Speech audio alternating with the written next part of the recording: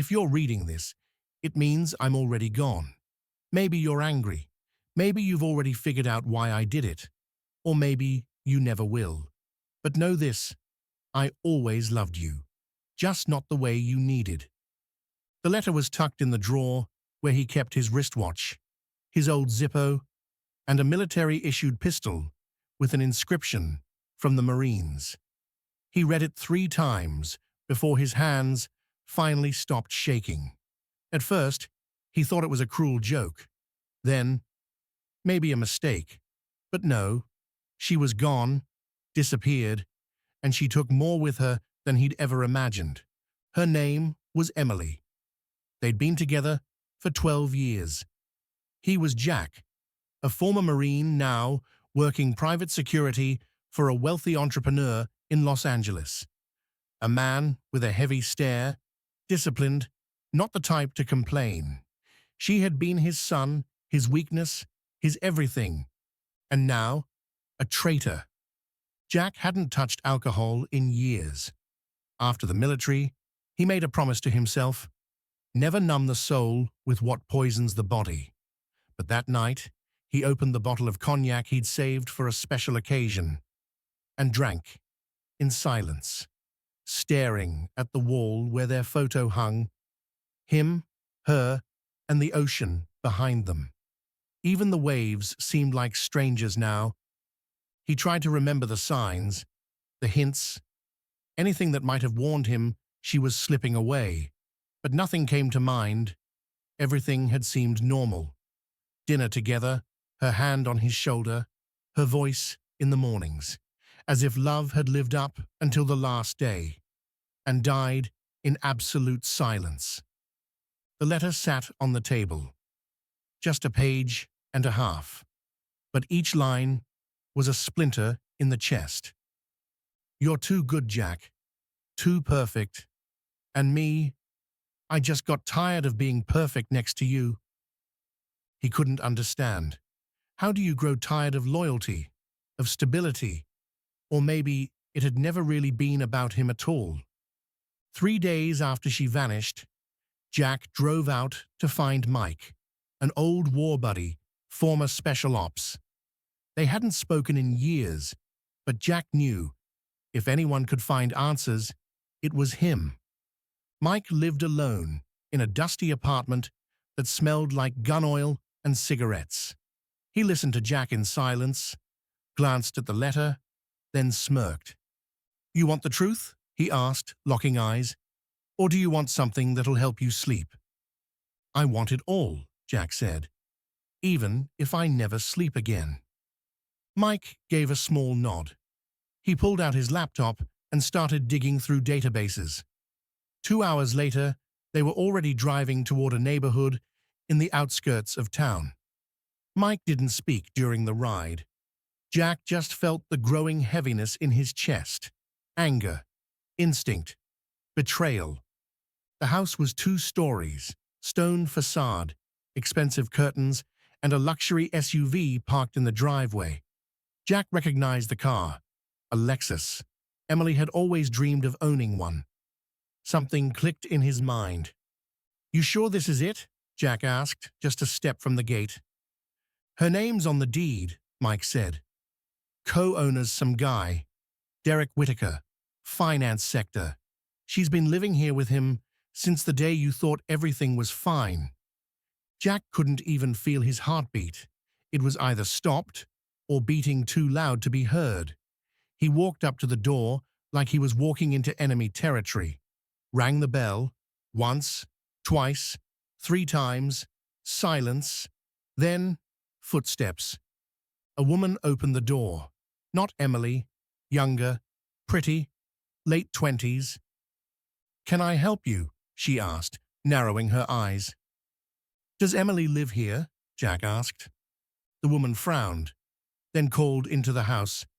Derek, there's some guy here asking about Emily. A moment later, a tall, polished man in his 40s appeared in the hallway. Bathrobe, gold watch, hair way too perfect for a Sunday morning. He squinted at Jack. And you are? I'm her husband, Jack said quietly. Ex-husband. Derek's face shifted for just a moment. He hadn't expected that. Then came the smug smile. Well, if you're the ex, then I guess everything's fine. Where is she? Derek shrugged. Left. About a week ago. Said she needed time to figure things out. Jack stepped closer, his voice turning to ice. Did you know she was married? Of course, but that's her past. And you, my friend, you're part of that past. On the drive back, Mike was silent, but Jack couldn't hold it in anymore. You know what the worst part is? Not that she left, that all this time, she was living a double life, lying to my face, sleeping next to me. Mike lit a cigarette. No, man. The worst part is, you didn't want to see it. Jack stared out the window. Cars passed by like someone else's memories. He remembered all the late nights she was working late, all the times her phone was off. And he believed her, because he loved her, because he thought love meant trust. But sometimes, love is war, and you don't even realize you've already lost. On the fourth day after the visit to Derek, Jack woke up drenched in cold sweat. He'd dreamt of Emily, exactly as he remembered her. Warm hands, the scent of coffee on her lips, that look that once pulled him out of the dark.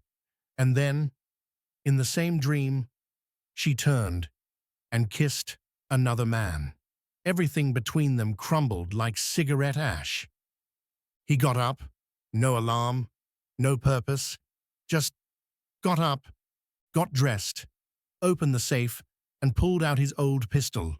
Not to use it, at least not yet, just to remember who he once was and who he could become again. He started digging deeper, through online contacts, intel, old friends they hadn't seen in years, and what he found was worse than he ever imagined. Turns out, Derek wasn't just some rebound. He was Emily's ex, before Jack. The one she said was wrong for her. The one she ran from years ago, only to run back once Jack had given her everything. He felt like a fool, but that wasn't the worst part. The worst part? She'd lied the entire time.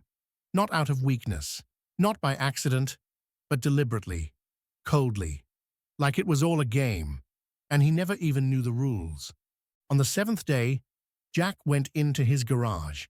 Buried beneath years of dust and boxes was an old shoebox. Inside, letters, photos, proof of a love he once believed in. He sat on the cold concrete, pulled out his voice recorder, and began to speak. Not for her, for himself, for the man he used to be. My name was Jack. I believed, I built, I lived for her.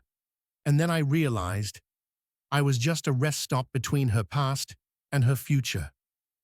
He spoke for almost an hour, then shut off the recorder, threw the box into the trash. The next day, he filed for leave, bought a ticket to the town where he grew up. There was a cabin there, his father's old retreat. Quiet, forest, answers. He wasn't looking for revenge, not at first, but revenge found him. 3 months passed. Jack didn't write, didn't call, didn't remind anyone he existed. He lived in silence, built a shed, chopped wood, fished, drank from a well, slept on an old cot. He spoke to the quiet, and sometimes the quiet spoke back. He wasn't thinking about revenge anymore. He was thinking about healing. But then one letter changed everything. No return address. Inside, one photo, Emily, Derek, and a small boy. The caption read, "Our son, Danny. Looks like you, doesn't he?" Jack's world collapsed all over again. Either it was a cruel shot below the belt, or the truth. She hadn't just left. She took his son. He returned to the city without warning. Wore the same suit he'd worn to his mother's funeral. He knocked on Derek's door. This time, Derek answered. Pale, tired, eyes full of something close to guilt or fear. We need to talk, Jack said. Not man to man, father to someone who owes me an explanation. They spoke for 2 hours. No yelling, no threats. Just two men, one broken, the other responsible for the breaking. Emily returned that evening. When she saw Jack, she froze. "That's your son?" he asked. She nodded, lips trembling, but no tears. "Why?" "I was scared," she whispered. "I didn't know how you'd react. You were always too strong." "Strong?" Jack gave a hollow laugh. "I'd say too alive. But now I'm just walking dead. Still breathing, but not really here." He looked at the boy, playing with a toy truck. Did he look like Jack? Maybe. Didn't matter anymore. Jack stood up. "I didn't come for revenge. I came to say goodbye. To you. To who I was.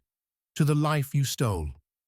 I'm moving on, and you live with it." And he walked away. No shouting, no bullets, no vengeance. But that look, Emily would never forget it.